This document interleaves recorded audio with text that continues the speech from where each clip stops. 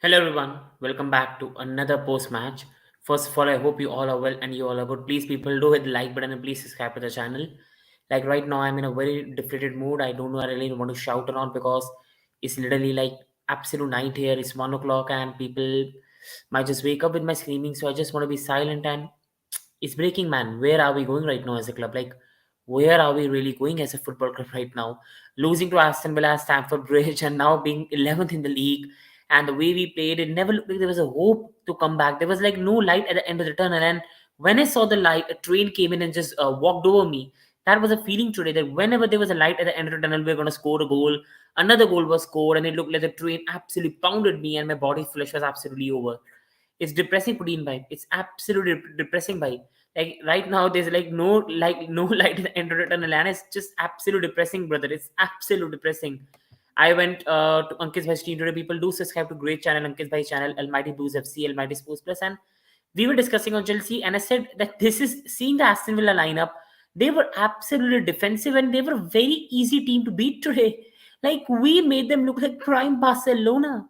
Wow, Graham Potter, man, where are you taking Chelsea? I've never felt this down as a Chelsea fan since season 7. I've never felt this down, man. I've never. We've had a bit of tough time under Frank. We had very tough time under Jose Mourinho, but it never felt like that. It looks like right now the manager has no clue. The owners have no clue how to manage such a big club. And it looks like it's an absolute mess. Getting 20, 25 players, signing so many players, putting an inexperienced manager, and it's just a recipe for disaster. And that's the way it's going right now. It's an absolute embarrassment with the great fixture list we had. We had Everton at Stamford Bridge, Aston Villa at Stamford Bridge. We all thought we'll get 6 points from this game. We'll be back in the top four race and we'll fight for it. Everybody has given us a chance to come back, whether it's Tottenham, whether it's Liverpool. We had such a good chance today to go in the top six. We had such a good chance today. We would have been 2 points behind Liverpool. We would have won that game most probably if we played well, and we could have been just 2 points behind. And absolutely, I do agree. But the blue stand for me, the problem is they cannot sack him. They just cannot sack him because the money they have paid and the way that Todd Boehly has gone in, like if they really wanted to sack him, they should have done it after the Tottenham game. But they backed him. They're not going to sack him. Like for me, people, why I'm not Potter out is I think they're not going to sack him. There's no point to be Potter out when they're not just going to sack him. I think they backed him. They're given him the contract, and now we have to live with it. If this goes fail, then the club is going to go in trouble, and Todd Boehly will face the music. But I think they're not going to sack him anytime soon. The only time they're going to sack him is most probably going to be in December when we're again 8th or ninth in the league. That's the only time they're going to sack him. With the money they have paid, the way they have gone, this ownership is not going to sack Graham Potter. Because if they sack Graham Potter and Tuchel again, I don't want to talk about Tuchel. This is my club, Chelsea Football Club. But if he succeeds, that will be egg on their face. So they're not going to sack him. They have paid 60 million for this guy. They have paid 23 million compensation to Brighton. They've also paid so much money for his staff, so much Brighton staff in here. They're not going to sack him anytime soon. Like if they really had any intention here to sack him, they would have sacked him after the Southampton game, and we could have got a top four. They didn't. So right now, to be really honest, there's just no hope. And yeah, he's again and again saying the boys gave everything, and there's no point. Like first time he said, I wanted to take my head to a wall, bang it, but I would have been dead, so there would have been no benefit. And right now, I even don't want to do anything. Like I'm not frustrated. Everybody knows what Graham Potter is going to say in his press conference. Everybody knows that he's going to come with his old pathetic PR stuff with all this psychological degree he has got. The last game, everything, the boys played really, really well. The football they played, I really trust in the boys. The next game is a big one. Let's bounce back. Let's go on the right track. The pathetic PR bullshit. That's what he's going to say.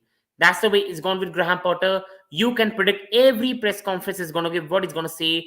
Yeah, Mason is very good. I love Mason Mount. Obama trains really well. Obama is a fantastic guy. He gives everything in training. And then he's abolished from the squad. Today, he could have brought on Mason Mount. He was bringing on Conor Gallagher to change the game when we are 2-0 down. Well done, Graham. Well done. I never wanted to be Potter out. I really wanted a guy to succeed. He's a young guy, but the way he's really handling himself, it looks like he has an ego that he does not should have. He should know his place. He should keep improving. But the guy has just not even 1% of charisma. Frank, as a manager at Chelsea, did much better job than him. He had more charisma about him. Even somewhat Andre Villas-Boas has some charismatic about him. This guy has nothing of that. And he has to bring that dog out of him, or these players will eat him alive and the club will eat him alive. And You can clearly see his face. Potter really looks sad and dead inside. I think he does because he's not able to handle it, and I don't know why. He needs to wake up, but he's just sleeping in his slumber like everything is going to improve. I'm going to say the nice thing to the lads. That's not how it works in this big club.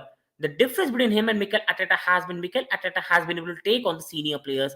He has got so many senior players out. He has got his message straight. You fight for the club, you play for the badge, and he's got his message across. But Graham Potter looks like he's just very happy to be here. He doesn't want to hurt any player, and that's never going to work at a massive club like Chelsea Football Club. Potter says he's to blame for the result, and I think that's one right thing he said. But if he's blamed to the result, then what has really gone wrong, right? The press conference should really ask him a question that where is Trevor Chalobah? Why are you playing Ruben Loftus-Cheek at right wing back against Aston Villa and we are 10th in the league? I think these questions need to be answered and need to be questioned from the manager, who is very, very protected from the press, to be honest.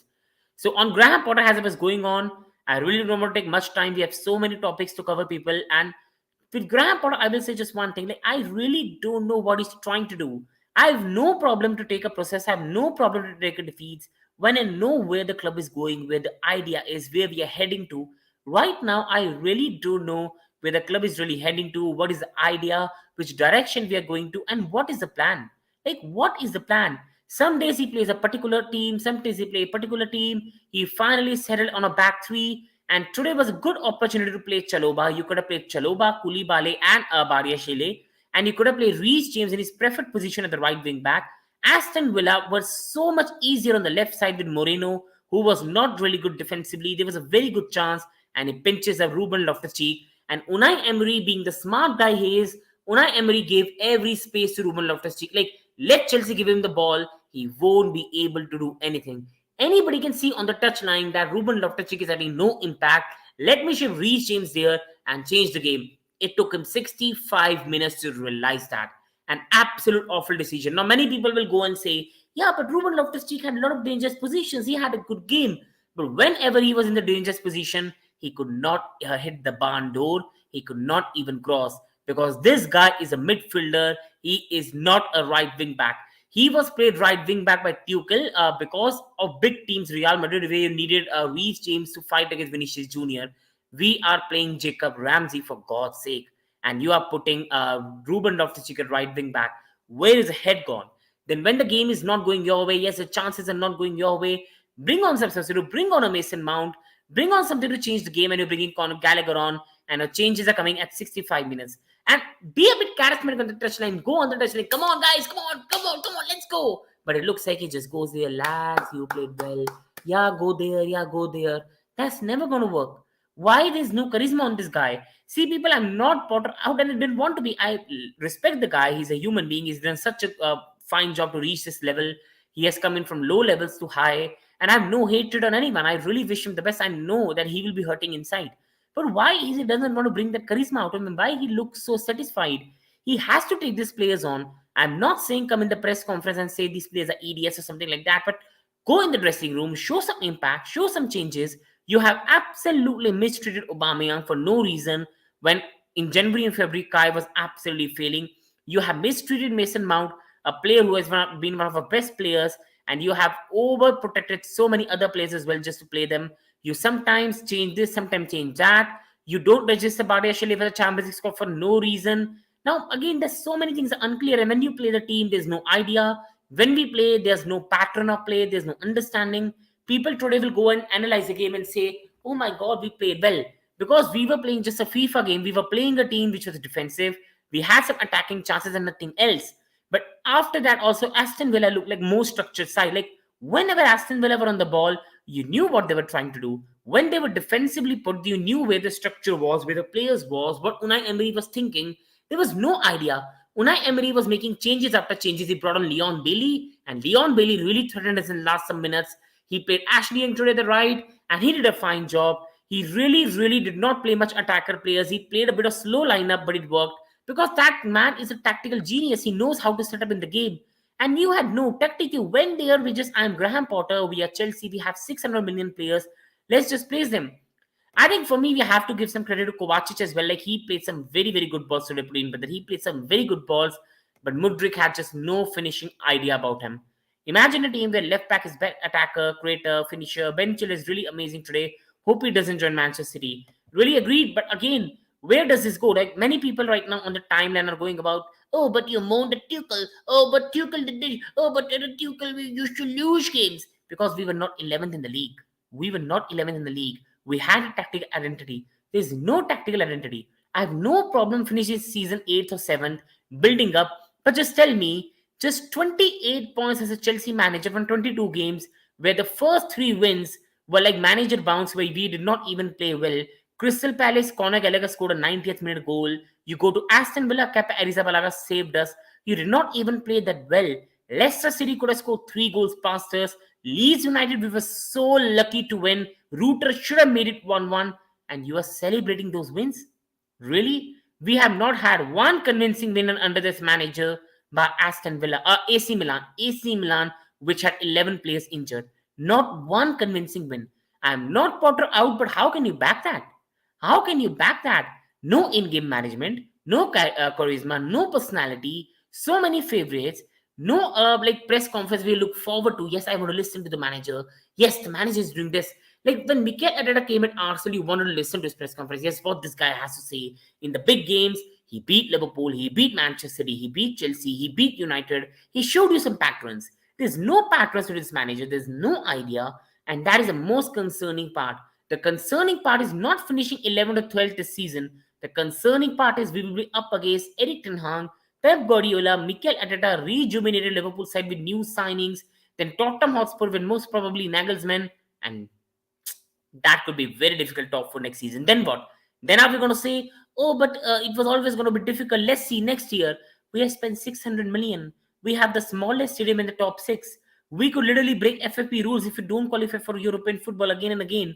And you're talking about, oh, it's fine. My guys, go do some research. We won't be fine. Sponsorships will go. So many things will go. We're trying to build a £1 billion stadium for so much money. And you think we'll be fine with no Champions League football? That's an absolute embarrassment, man. Absolute embarrassment. This takes me to the ownership, Todd Boehly, and what is the idea? Like, please, anyone in the chat, people, please who are watching it, doesn't take me, do hit the like button and please subscribe if you haven't. It means a lot to me. But also, people, please participate. Like, if anyone can tell me what is the psychology and what is the idea of Todd Boehly, what he's trying to do with Chelsea, like, please enlighten me, like, what he's trying to do. First, he came, he changed everything, sacked everyone from the previous regime. He then went on to back Thomas Tuchel. Like, if you really did not want Thomas Tuchel, my brother, you knew it in the preseason, sack him. But you went for 2 months. Oh, he's going to lose a match. Now I'm going to sack him. You sacked him. You went there. You absolutely fell under the pressure and paid Brighton 23 million to get him out and gave a guy who was on 2 million a year contract a 12 million a year contract. Is this the great negotiation skills you thought? And then after that, we have done all this and you appointed Graham Potter, and after that you appointed Christopher Weibel, whereas a proper football club goes there, they get a director of football, and the director of football makes a managerial appointment. Okay, but till now, the way it's been going, there's been no idea. You go in January, you sign so many players and put the manager in even more of a mess. Just Graham Potter is not to blame. The mess he has been put in is too much. You started the season, you signed the targets of Tuchel, you sacked Tuchel after just 6 games, you put this guy as a manager, put him on the high salary, put so much pressure on him, and then on late time you brought director of football, you signed so many countless players like we were playing FIFA, football manager, and then you go on to do this. It's absolutely nonsense. Big up Anshul Bhai, so good to see you back after a long time. Hope you're well and good, Anshul Bhai. Hi Shrey, it's nonsense what is going on at Chelsea. He has to go. We're not anyway. We absolutely agreed, Anshul Bhai, for me. I was not Potter out the last time, but this time I just have a bit of 60-40, but he's not going to be sacked. They are not going to sack him. Todd Boehly is literally going to be embarrassed in the world if he goes and sack him because Ekbali will ask him, you really wanted him sacked, and now see, the whole board will ask him because see, this is not a single owner. This is like an investment firm. Like they will be angry at Todd Boehly for this decision, so he's not going to sack him. He will wait and it will big up another. And absolutely, brother, it's an absolutely horrific performance, and it's become a norm. And absolutely, it's a big L for Todd Boehly, but I think he's just going to live with it. He's not going to let it go. A proper ownership or a proper football owner will know that yes, I've got it wrong. Let's change it and let's go back to proper ways. We still will continue with the process, but we will go on the more right way. But he has went in, he has spent 100 million to get Graham Potter, and now if he really wanted to sack him, he would have sacked him out of the Southampton game when the top four was possible. He's not going to sack him now. The new manager now, even if comes, do we have really any chance of salvage the season? Most probably not. He's not going to sack him now. The mess he has done. If you really wanted to sack Tuchel, you could have sacked him in pre-season. You could have not signed his players. You could have already put a manager in charge. Like you could have already appointed Christopher Weivel and told him that Weivel, you get the manager you think will take Chelsea forward, and that would have been things solved. But again, I don't know what Todd Boehly was doing. He has been doing so many things. I'm still not saying this ownership is not great. This ownership is fantastic. They put a lot of money into the club. But people, I really want to make some point before we continue on the next slide. See, I've already said people on my stream, and I'll say it again. This ownership is going to be more like FSG, but they are the more ambitious FSG. They want to make Chelsea a multi-million project because remember, people, we have got investors getting into a club. This is no more Roman who will take losses and won't care. These are investment firms who have put the money into the club and they want that big money to come. Yes, Roman has put the anti-glazer clause where they can't take the money out of the club till 2031, but they can take it after this. This ownership is going to build the best stadium in England. We are going to have the best stadium in England under this ownership. Then what's going to happen? We're going to have F1 matches. That's going to give a lot of money. We're going to have a manager that plays attractive brand of football. We are going to be very popular around the world. And just like an ambitious FSG, they're going to go more towards the data analysis. They're going to go more towards the scouting. We won't be the same Chelsea we used to be, but we will pluck out trophies here and there. And we will be not a Tottenham, but we are going to be more like an ambitious FSG Liverpool. And that's it. If we all can understand it, live with it, it will be much better. But if we keep comparing Todd Boehly with Roman Abramovich, we are only going to get more and more pain. And I hope you people understand it. But the biggest mistake this ownership has done is they think this is FIFA manager. They've changed everything in one go, whereas this should have been a gradual process. Then you go towards the stadium and everything. But they're doing so much thing in a hurry that the club is going in turmoil and they're not realizing it because they're so arrogant and egoistic to do, which is understandable. They think they're not wrong, but that's where it's going to go. Taking some chats. Why Cucurella played in place of Badiashile? What was Mudryk thinking with his finishing? With Mudryk, I really don't know. Like my brother with Mudryk, I really don't know. Like what was he thinking? What was his idea? Is but I have a bit more patience with the guy. He's just a young guy who is coming with from a war-torn place, and we have to remember he has not even had a proper football match since November. So I have some sympathy with him, to be honest, and he's just not the one to blame. We had so many chances, and defensively today we were horrific. Big up, brother. Absolute pleasure to have you, brother. And we need to sack him after the season is sacking his useless. I think that's more likely, but I don't think if we reach the end of the season, they're not going to sack him. Like people, until and unless we lose to Liverpool, we lose to Wolves, he's not going to be sacked. We have to live with that. He is not going to be sacked. He's going to be a Chelsea manager for a long, long time. And until we are 10th in the league by November, he's not going to be sacked anytime soon. And this brings me to the next topic now. Like everybody drop points. Like everybody drop points. But as always, Chelsea and Potter had no mentality to respond. People, today, I was watching the Premier League matches with interest. We have Aston Villa at home. Brentford and Brighton are playing each other. Liverpool travel to Manchester City. Fulham travel away to Bournemouth. Like, what a better week it could have been for us. We could have been 1 point behind Liverpool. We have Liverpool coming up at Stamford Bridge. We could have been ninth in the league. And everything could have changed at Chelsea. Everything could have changed. But no, nobody stepped up. The manager looked like he comes and says good things that yes, we are at Chelsea, our standards should be high, but his mentality is like it should be a Brighton. His mentality is, oh, we'll see next season, because he has no pressure from the ownership. The ownership has given him a free pass that Graham, do anything you want this season.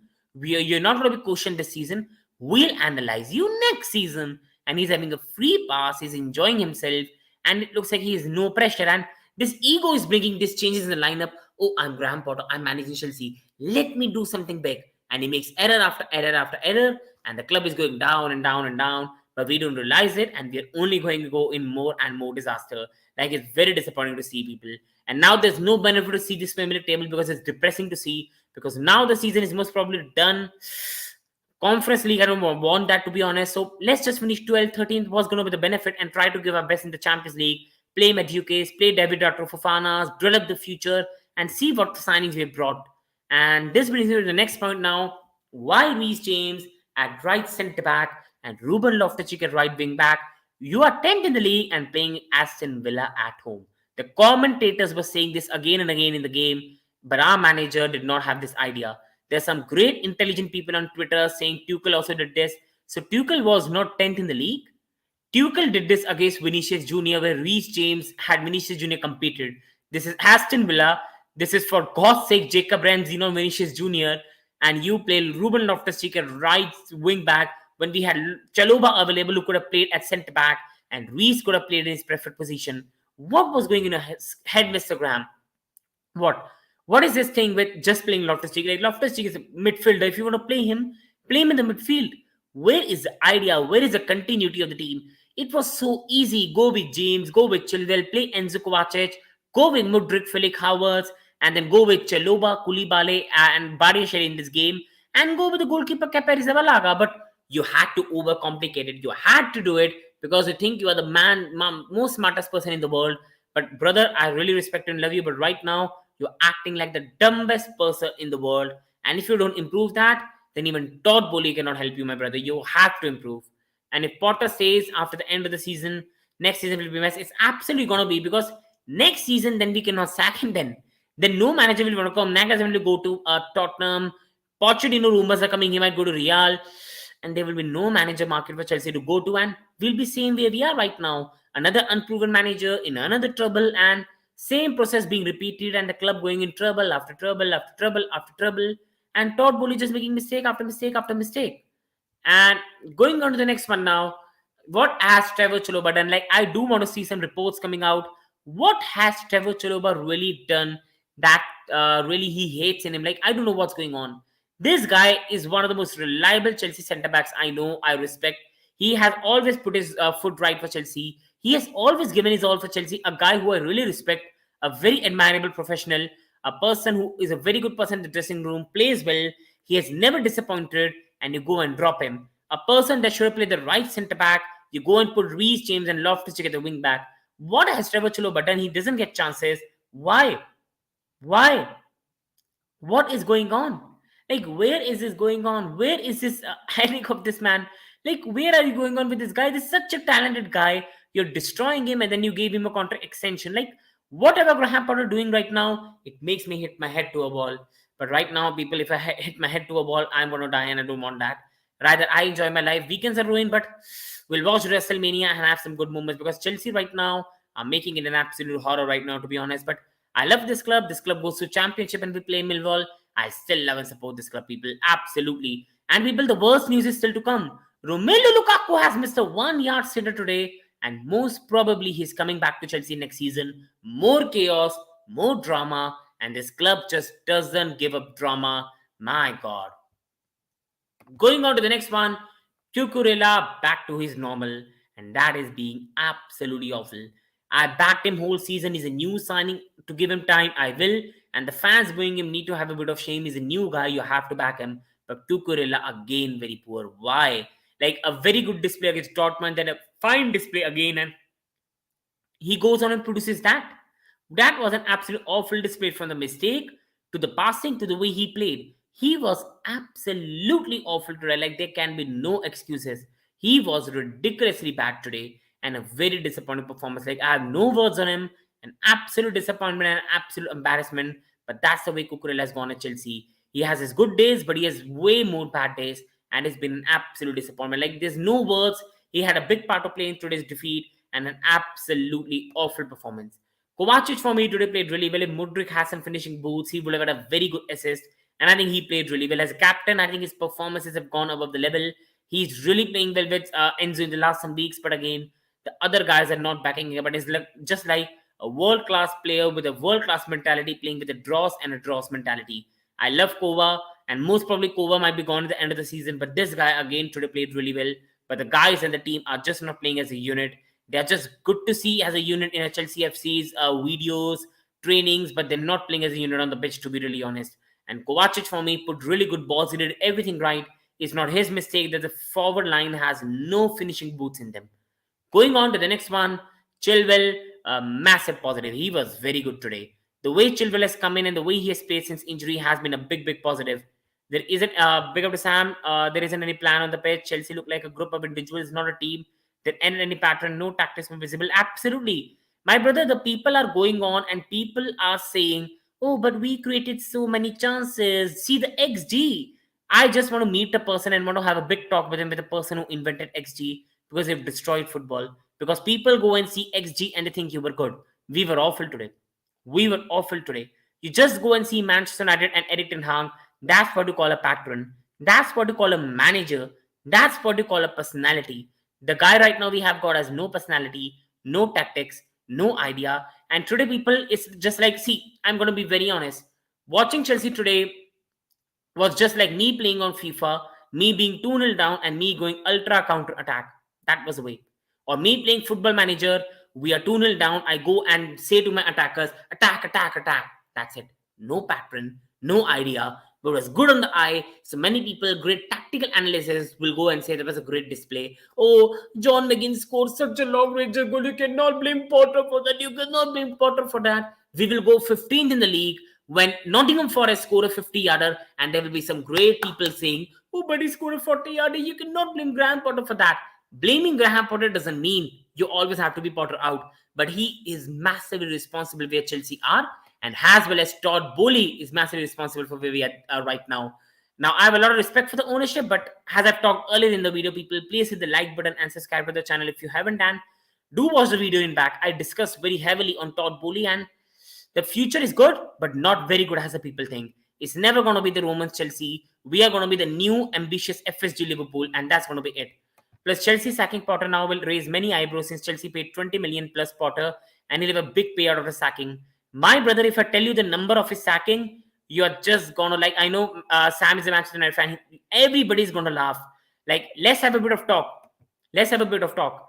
Graham Potter, first of all, we have paid 23 million for his release from Brighton. We give him 12 million a year contract for 5 years. We have brought his whole staff here and paid some massive money for it. And he was on 2 million a year at Brighton. 2 million a year. Like, people, I want to raise like that. 2 million to 12 million. That's a massive raise. And sacking him is going to cost us above 100 million. And man, oh man, Todd Boehly won't do that. Todd Boehly won't do that because he's going to have a massive egg on his face. He just won't do that. And big up to Manchester United. Won't it be ethical if Potter himself resign? He won't. Like, I won't resign. Like, if I'm in a Potter position, why will I resign? He has a 60 million contract on his hand, brother, and why will he give it away? He has, like, that could make his family settle for so much time, and you won't blame him. Why will he resign? That's the best salary that you can ever get in your life. Your life is settled. You live nicely. That's Todd Boehly's mistake, and egg has to be on his face. No self-respect manager will resign. Absolutely. And also, what is his mistake? He got appointed. He's trying to do his job. It's the owner who has made the mistake, and he has to be the one responsible. And most probably, if it doesn't work, then Todd Boehly will have to pay out of his own pocket, and Chelsea are going to suffer massively. And this is why, people, I'm saying Chelsea are not going to sack him. Chelsea won't sack him. Being very, very honest, he is going to stay here for a long, long time until December 2023. Graham Potter will be the Chelsea manager. You heard it here first. He is going to be the Chelsea manager. The only way he's getting sacked is if Liverpool come to town and beat us 4-0. And to be honest, Liverpool are more bad than Aston Villa. Liverpool are an absolutely awful team right now. I respect Liverpool, but Liverpool right now are an absolute awful side. And it's just going to be shit versus garbage. It's going to be shit versus garbage this Tuesday. And I think either shit is going to win or the garbage is going to win. But in the end, it's both shit. And that's the way it's going to go. And Chilwell was a positive today. Good to see Kante back. That was a positive. The guy came on. He gave everything again. He ran everywhere and got the ball. And good to see him back, man. Great human being, great player. Did everything for Chelsea so far in a very good way. And man, oh man, it's so good to see him back. Hopefully, he really gets fit before the Real Madrid game. We need him very well for that, because I don't know about whether we go through or not, but at least lose with some dignity. I don't want to go out 7-0 on aggregate. Go there, give them a fight, and let's see what happens. We know Chelsea can wake up on the big days, but with this manager, with Conor Gallagher has his only substitute, the days are going to be long, people. The Real Madrid match is going to be long. And patience with Mudryk is really, for me, not running out. I have a lot of patience for this guy. See, people, sometimes we fans get too much angry on a player, but the guy is just coming out from a war-torn country. Like, I don't want to talk much about that. He is having some effect mentally, people. We like it or not. He is having some effect. Then he has come from a league where the league got over in November. He has come at Chelsea with an absolute turmoil, the dressing room, the manager. You have to have a bit of understanding, man. Yes, the miss was bad. It's a bit of concern. But I can tell you one thing, this guy has a lot of talent. He just needs the right manager, night nurturing to really go on the next level. And I think this guy could be a great player for us in the future, but he needs right nourishing and a bit more development on his game. But people, please be patient with him, man. At least show some patience. He's just an 18, 19-year-old kid. We don't need to go heavily on him, man. And El Shitiko is coming back, but we get 3 points. I think don't be surprised, the Blues, and don't be surprised. It's the worst nil-nil draw we'll see in the league. Do not be surprised because Liverpool are even more bad than Aston Villa right now. Chelsea on pitches like three defenders, four midfielders, four attackers. That's it. That's what Ole's time in United was like. Team lacking identity and one long ball and Rashford scores. But Sam, brother, one difference is the last point. One long ball and Rashford scores. Chelsea don't have a Rashford, and that's the problem. We can't even score goals. That is the only difference between Ole and Graham Potter. Is Ole had Rashford scoring goals, Graham Potter has Kai Havertz not scoring goals, and that's the only difference. Other than that, brother, you've got everything spot on. But hopefully he changes that because he had a good time at Brighton, Graham Potter, and overall the money we have paid for him, he has to work as a success, to be honest. And Ole at the bridge, please, man. But to be honest, Ole always used to win the Stamford Bridge, to be honest. I think we did not beat Ole. We have never beaten Ole Gunnar Solskjaer in the Premier League, I believe. We just beat him in the FA Cup. So a record against Ole Gunnar Solskjaer was horrific, to be really, really honest. And coming on to Felix, I think he played well again. He was very, very good today. Now, this doesn't mean I want him to us to sign him and Nkunku is coming in 100 million, no. But I think he played well today. He really showed a lot of character today. And it was not his mistake. The whole team, the other players were not playing well, but I think he was an overall fine player today. He created some chances. Martin has made a good save. He made some very good passes as well. So I think he played well. Please, people, do hit the like button and please subscribe to the channel if you haven't. These things mean a lot. And also, please, I hope you all are having a good day. But overall, man, Chelsea right now are in an absolute depression right now, to be honest. And Aubameyang completely frozen, fully agreed, and I can't understand why. Like many people see, it's very easy to be sitting on Twitter and going on Graham Potter making a statement, Aubameyang is the person to blame and all this stuff because at Arsenal it did not work out of him. But why are you not playing Aubameyang, especially for the last 2 months when we need goals? Like this has to fully go on Graham Potter's face until we know what's gone behind the scene. And that's the way it's gone to Graham Potter. He has frozen out Trevor Chalobah. He has frozen out the new signing David Fofana. He has frozen on Aubameyang. And that's the way he has gone. Chelsea can't sign him in the summer. He signed a new contract with Atletico before arriving on loan. Yeah, I do understand that. And I think even if we do try to sign him, it doesn't even make a sense. Where are we going to play him? And Kuku, Havertz, Sterling, Meduke, Mudryk, Pulisic, Ziyech. Oh my God. Where are we going to fit him, to be honest, if we even sign him? Like, there has to be an idea. We are not playing FIFA football manager here. We are playing a real football club here. And that's the only problem I've got with Todd Boehly. And I think we are going to have a massive clear out this summer. Like 15 to 14 players are going to leave the club, including youth prospects, including loan players, and the first teamers as well. And now coming on to the play rating, people, please do give your play rating as well because I think this is going to be long. Let's start with the goalkeeper. I don't think Kepa really could do anything. Like he was not really on blame on any of the goals. McGinn scored a beautiful goal. The first goal was a nice chip by Watkins. He did not have much to do in the game other than that. So it's a 6. Fine. Nothing else. Nothing more. He's still not a top-class goalkeeper for Chelsea. We still need to sign a proper goalkeeper like Alisson, but nothing. Kepa is fine. Kepa is good and did not do anything bad, did not do anything good, and let's move on from it. Like, I don't think he could do anything for the goal, so I don't understand if anybody says that he could have saved that. That was a very, very good shot by John McGinn. Coming on to Reece James, and Reece James for me has to be a 6. Again, he did not do anything wrong. The manager played him in the wrong position, and Graham Potter deserves a medal for that, to play a most attacking wing back at the right centre back. Still, he made a very, very good tackle on Jacob Ramsey. He could have made it 2-0 even 20-30 minutes of the game. And I think overall, he has still had a fine display. Did not do anything wrong. Was not given any chance to do anything right. So a fine display from a player who is a best attacker and best winger. And he was being played at right centre back today. So the question has to be asked to the great Graham Potter that what was his idea and what was he thinking today. Going on, the centre back Koulibaly did not do anything wrong, did not do anything right. Again, he made some fine passes but lost the ball a lot. In the goal, you have to blame Cucurella. Again, he has to play with so many different partners as well, which does not allow any unity as well. and he's just playing temporarily. Then Thiago Silva is going to come back. So I think did not do much wrong, did not do much right. So I'll give him a 6 as well. But let us come to Mark Cucurella, because he was absolutely shite today. Absolutely shite. I don't know what was going on through his brain today. What was going on today with that header? What was he thinking? And his display was bad. His passing was absolutely all over the place. Like he had no idea where to pass the ball. And Cucurella took a very, very good step with the Dortmund display and has returned back to the level we have known this season. I still have some patience with him. I'll really judge him next season because it's a new signing. But see, let's not lie. The way he's playing right now for Chelsea is an absolute embarrassment. And that was a very awful display again. The mistake he made was unacceptable. You cannot make that mistake at this level, at such high level of football.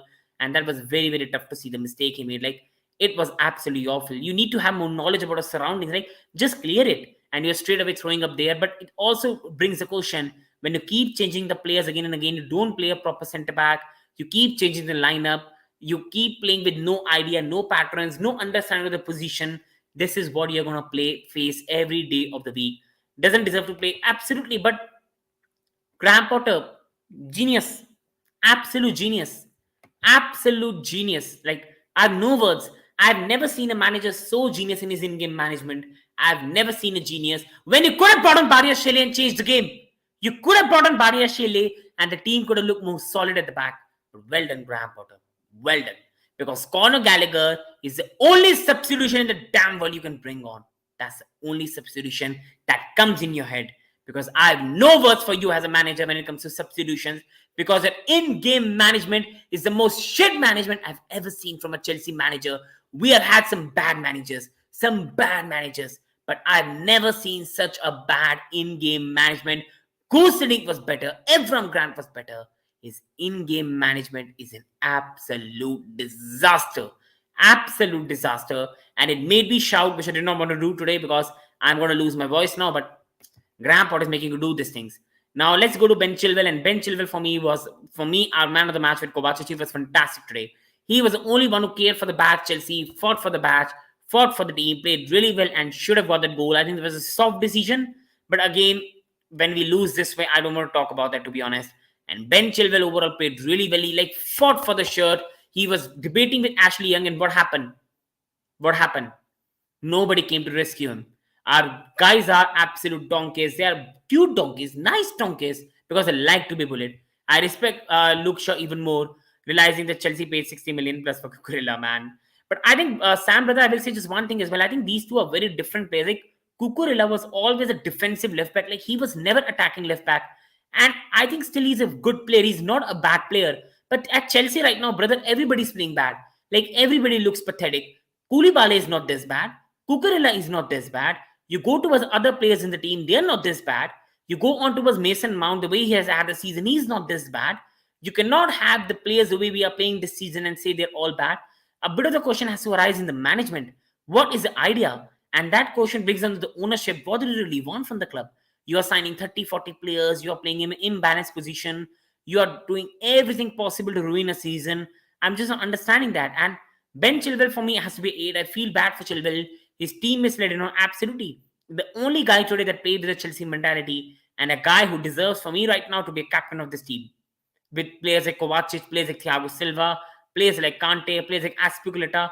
These are the only players that deserve to wear that captain badge and no one else. No Kepa Arrizabalaga and no one else.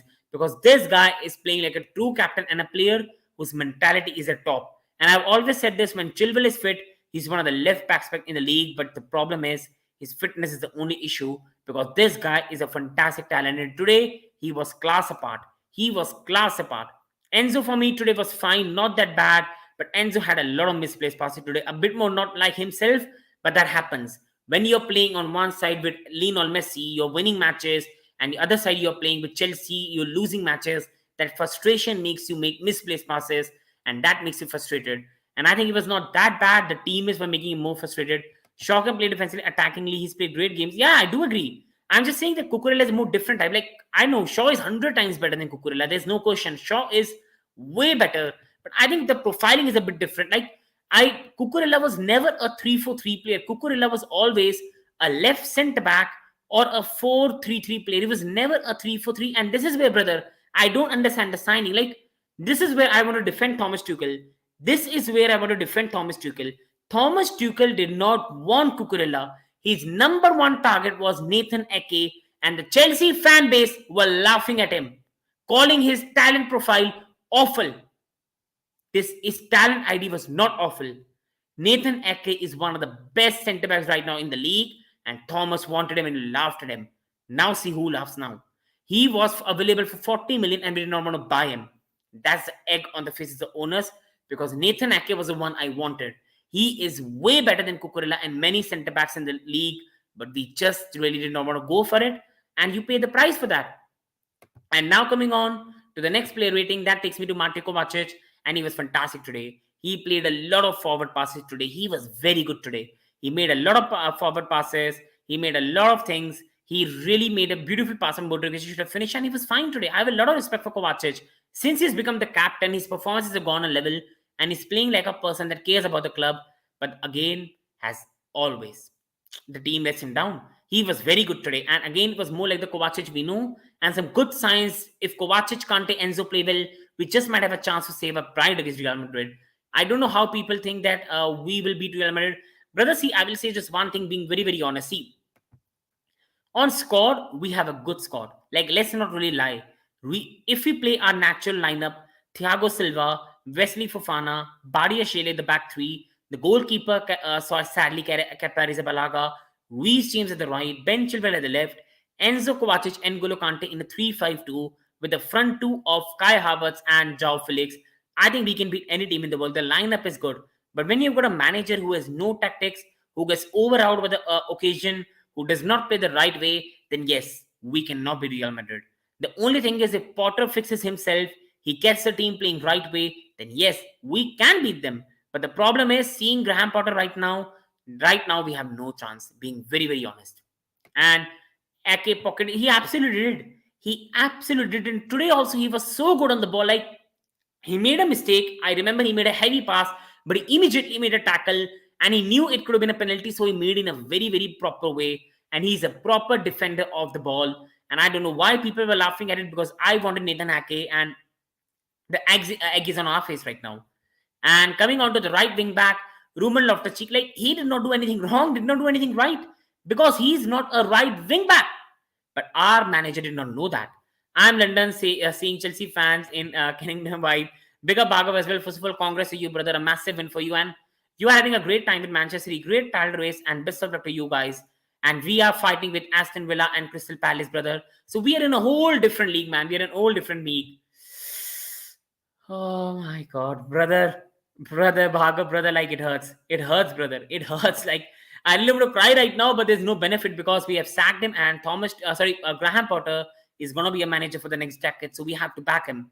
Like, we have to back him. But one thing I do want to say, because Bhargav brother is here, I think many people try to compare Potter and Arteta. Potter and Arteta are not comparable. Arteta has so much charisma about him.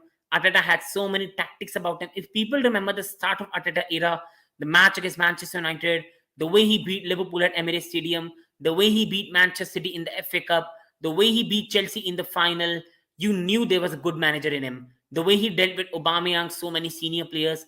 With Graham Potter, it's just nice things. And that is the only thing that's very disappointing. With Ruben Loftus-Cheek, Unai Emery was so smart. Unai Emery was so smart, and our manager did not have the same smartness. Unai Emery knew that Ruben Loftus-Cheek cannot properly cross a ball. He cannot shoot. He cannot properly pass. So what let's do is give him the ball. Let's give him the ball. No Reece James here. And a manager continued with it for the 60 minutes. He continued with it for 60 minutes. That's how great tactically a manager was today. While Unai Emery had to do nothing. Gave the ball to Loftus-Cheek. Let him do anything because the guy is not a right wing back. He cannot cross. He cannot shoot. He cannot really make a proper pass. And a manager did that. And we paid a heavy, heavy price for it. If Mudryk is 100 million, Rashi is 300 million easy. Chelsea massively overpaid, even considering that he's young. But they don't consider that. No. See, brother. Rashford is at a different level. Like, I agree with you. Like, Rashford is in a whole different level. Like, he is really a 200 million player right now. He is.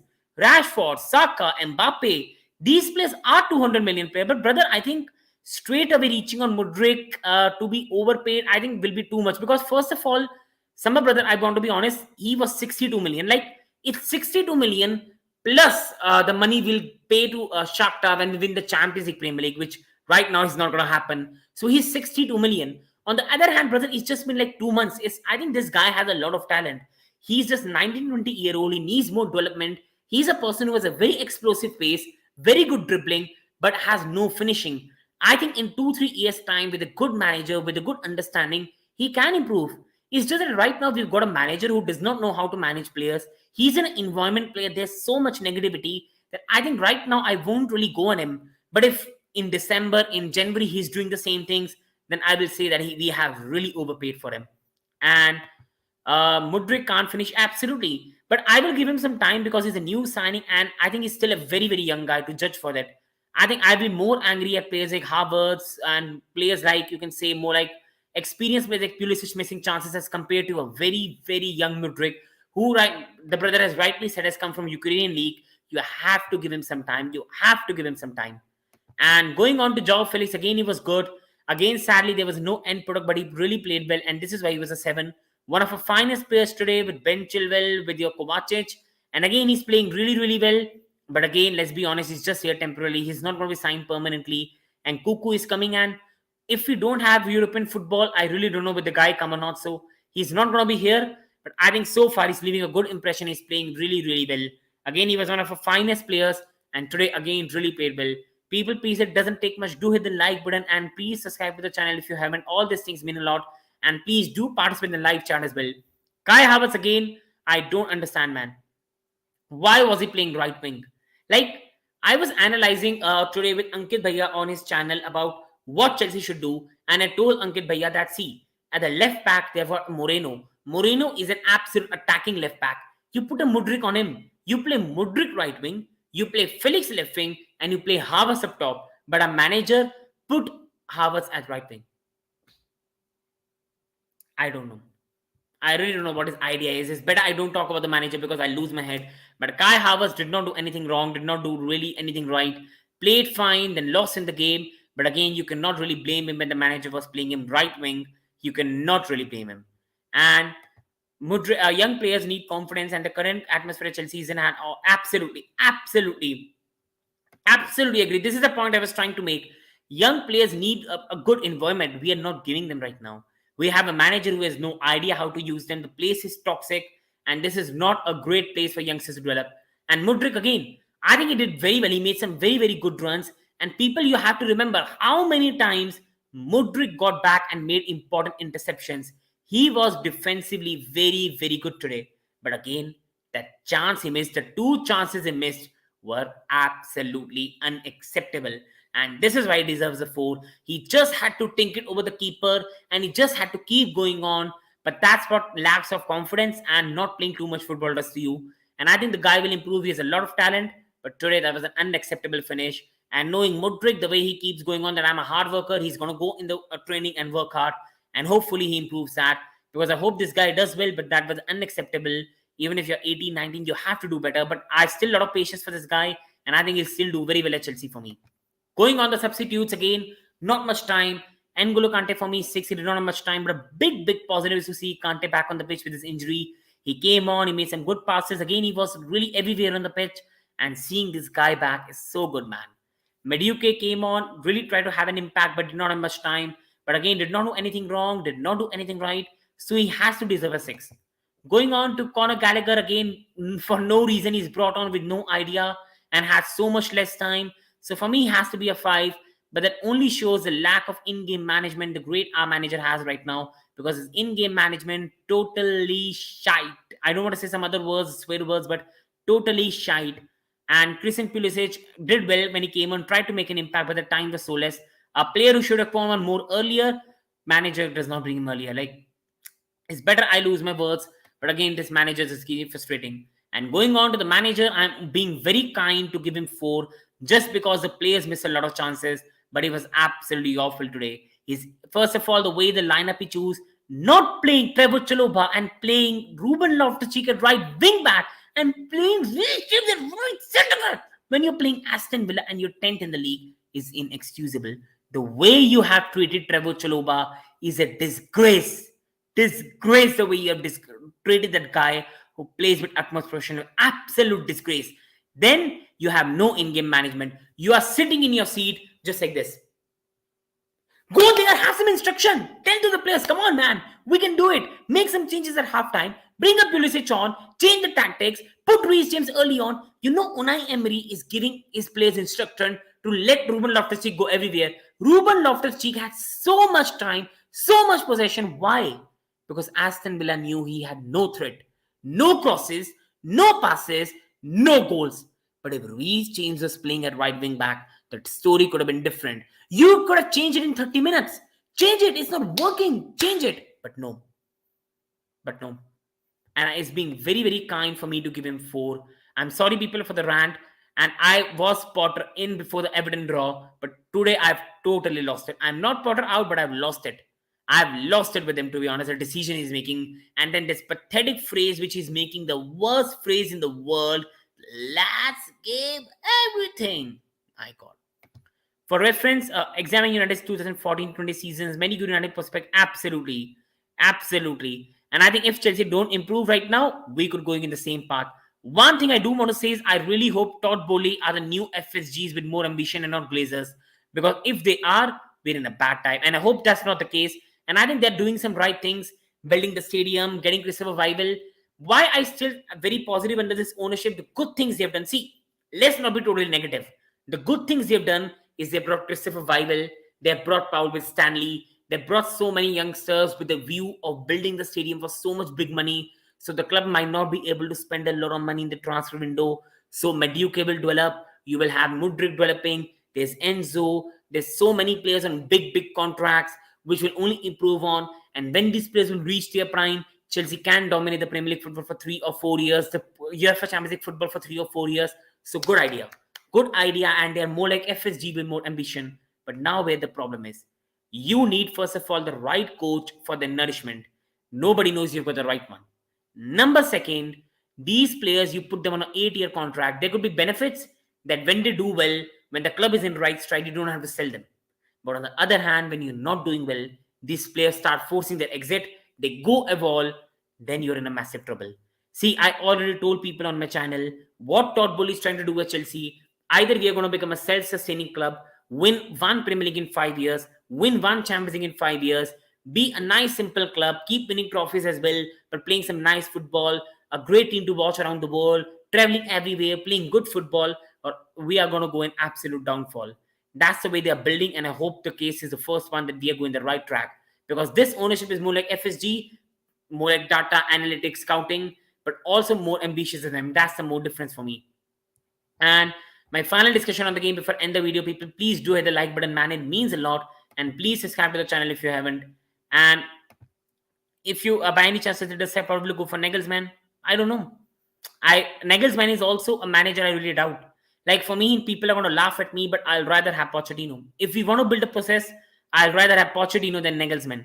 I know people are not going to be happy with it, but I'd rather have Pochettino than Nagelsmann in the Premier League. I think Poch is more experienced in building a process in the Premier League and can do a much better job with his young players. He's a calming presence with more idea of the tactics or the ideology. I think that's the way I think we should be going. Or else, I really don't know any another top manager. I really like the sporting manager as well. Rubin, Almiron, I believe. So I think I'll go for these 3 guys, Nagelsmann, Morwin, and Pochettino. But my preference will be Pochettino. I think we have gone different way as a club under Todd Boehly. We aren't the same Chelsea who used to go for the most successful manager. See, my dream man will be Luis Enrique.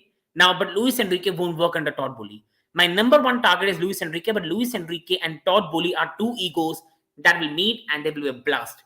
So it's not going to happen. This is why for me, I'll rather go for Pochettino, to be honest. I know Chelsea fans don't like him, but he's a much better option for me personally than Nagelsmann.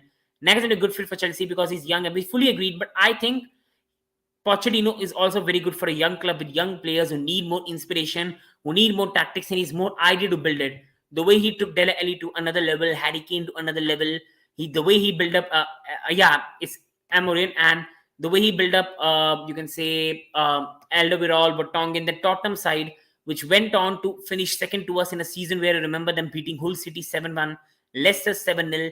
They went on next season to go on to reach a Champions League final. And if he had a bit more funds, he would have 100% won a major trophy. I always have Pochettino, man. I really admire him as a manager, but Again, I really think Potter works. I hope Potter works, because guys, if Graham Potter doesn't work, it's a massive financial disaster on the club's part and a massive egg in the face of Todd Boehly. And on the final discussion, people, before I end, please people do hit the like button, subscribe to the channel. Is a disappointing defeat today. Any hope I had for the season in the Premier League is gone now. I really thought we'll beat Aston Villa today. We'll beat Liverpool. Two good games at home. Liverpool are a very poor team right now, and suddenly we can get top six. Many people are saying we don't need to go for Europa League. Then you're fooling yourself. Next season there's Manchester United under Eric Ten Hag, Arsenal, City, Liverpool, who will sign more players, Tottenham under Nagelsmann. There will be so many good teams, and there's no guarantee we're going to get top four. So we go on to get Europa League. We win the Europa League. We can get Champions League qualification. Whether people you like it or don't like it, Chelsea Stadium is very short. We don't earn massive revenue. We need Champions League football. And next season, I think we needed Europa League football. We got so many chances. We had Everton match last game week. We dropped points. We lose to Aston Villa again. We lost to Southampton when they were bottom of the league. This has to end. This has to end.